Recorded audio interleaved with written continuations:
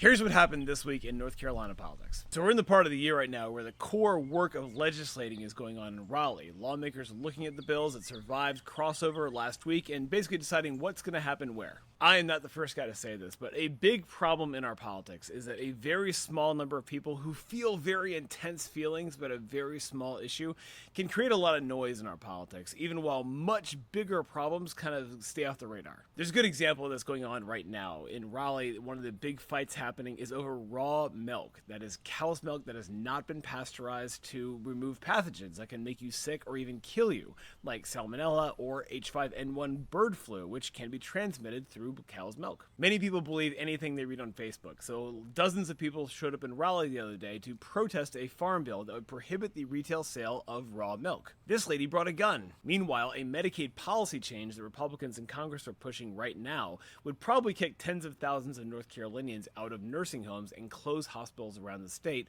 Also, they can offset tax breaks to corporations and very wealthy people. But that is complicated in a way that raw milk is not. Republican Congressman Chuck Edwards might have assaulted a guy with a clipboard at an event in Asheville. Very weird story. The EPA announced this week that they are rolling back limits on PFAS chemicals in drinking water, including Gen X. PFAS refers to this whole class of synthetic forever chemicals that industrial manufacturers have been dumping in the water for many years. They do not break down in nature, and they inevitably wind up in human and animal bloodstreams, and they cause a lot of bad health stuff. PFAS contamination is pretty widespread around North Carolina, though it's mostly famous down in Wilmington and the Cape Fear region, which has very high levels of a PFAS known as Gen X in its water. Under the Biden administration, the EPA had set the first nationwide limits for EPA levels in water, but the Trump administration is now rolling those back. And the reason is mostly cost.